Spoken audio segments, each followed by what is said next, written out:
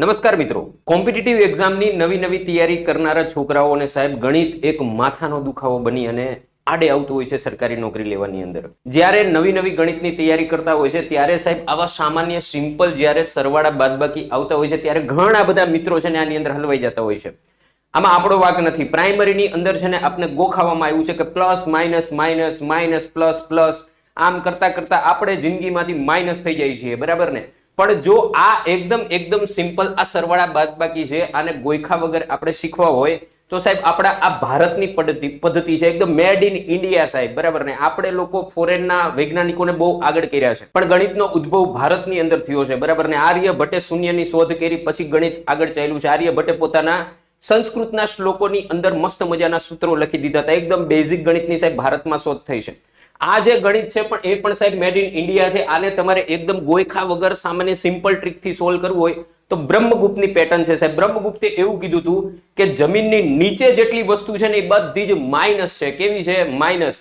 જમીનની ઉપર જેટલી વસ્તુ છે એ બધી પ્લસ છે. તો અહીંયા આપણે આ જે દાખલાઓ છે ને સોલ્વ કરવા માટે જમીન લઈ લીધી છે. જમીનને આપણે 0 ગણી લીધું છે. એની નીચે જેટલી વસ્તુ છે એ બધી માઇનસ છે, એની ઉપર જેટલી વસ્તુ છે એટલી પ્લસ છે. હવે જોજો તમારે ક્યાંય plus minus minus minus plus plus આવું કાંઈ કરવાની જરૂર નથી. સિમ્પલ. આ પહેલો દાખલો તમને પૂછ્યો છે કે -5 માં +3 ઉમેરતા કેટલા વધે, તો આપણે શું જોવાનું તો કે પેલા -5 પકડવાના. -5 છે આ પીકડા. હવે એની અંદર +3 પ્લસ હોય ને એટલે ઉપરની બાજુ ચડવાનું. ઉપરની બાજુ 3 આંકડા ચડો એટલે આપણો જવાબ મળી જાય છે. બીજું કાંઈ કરવાનું નથી.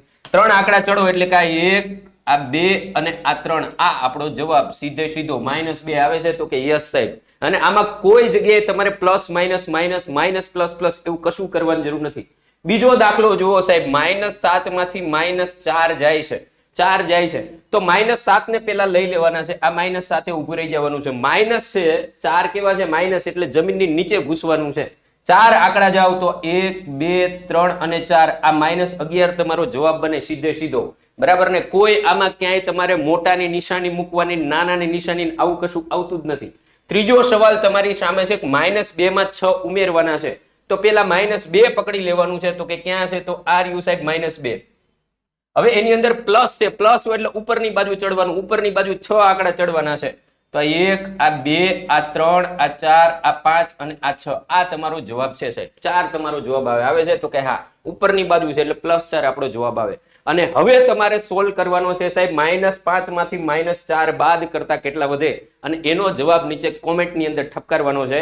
જય હિન્દ.